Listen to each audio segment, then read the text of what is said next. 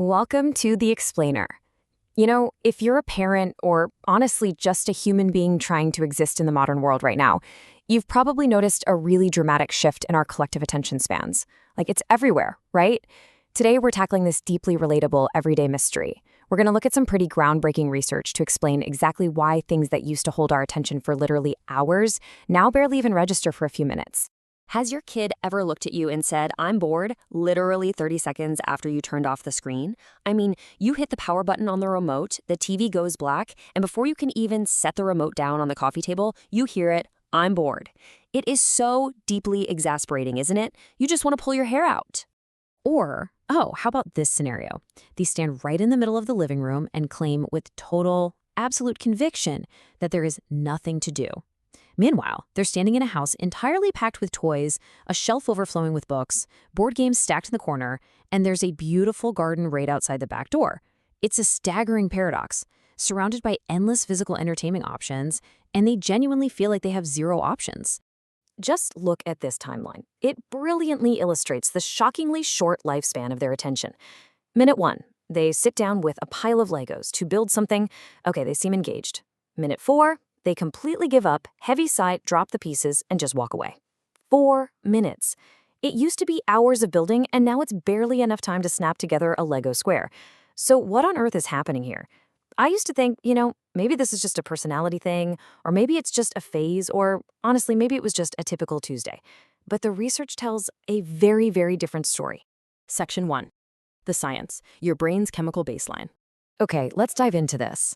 That behavior we were just talking about, it's not a personality trait. It is not just some phase they're going to magically grow out of. It's not laziness.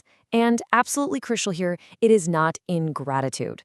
So as a parent, you can just let go of all that guilt and frustration right now. It's not a moral failing on their part or yours. It's actually all about the brain. The core anchor concept for today's explainer is the dopamine baseline reset. According to psychiatrists at NYU Langone and researchers at George Washington University, your brain actively calibrates what counts as stimulating based on what it's used to. It basically sets a baseline. If it gets used to incredibly high levels of chemical reward, well, that just becomes the new normal.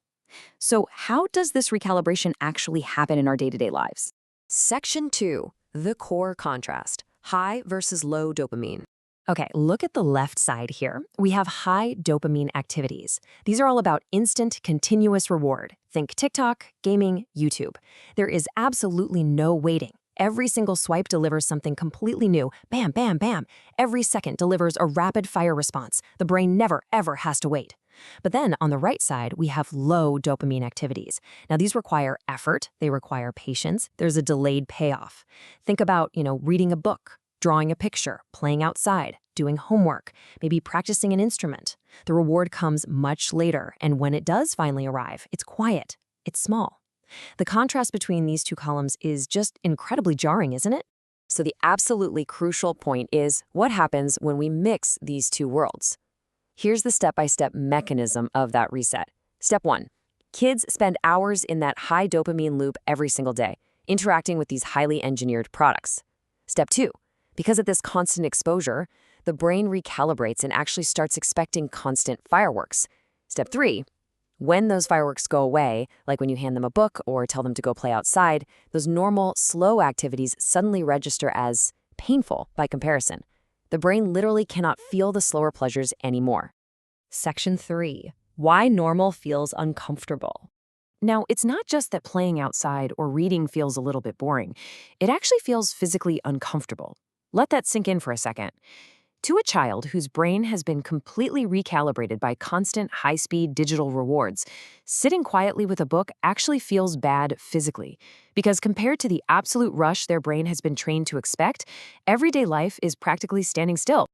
This quote elegantly captures the entire problem.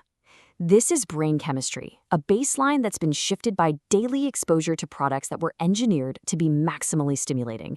Those apps, those games, they aren't accidents. They're built from the ground up to keep the brain engaged every single second.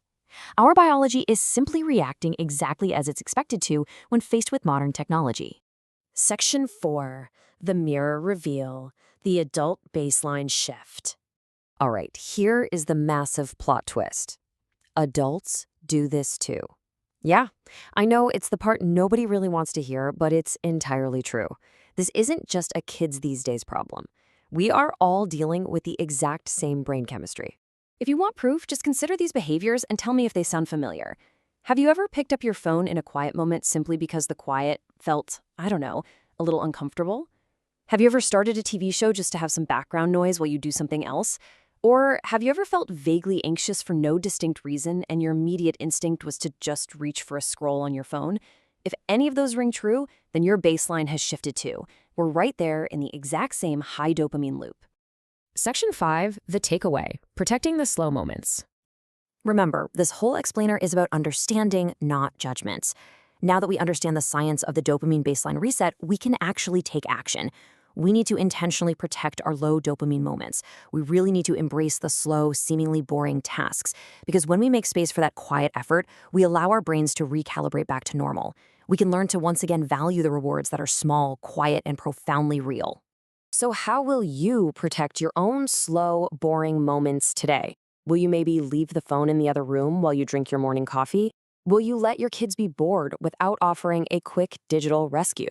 The power to reset the baseline is entirely in your hands. Thank you so much for joining me for this explainer, and hey, I hope you enjoy a wonderfully boring moment today.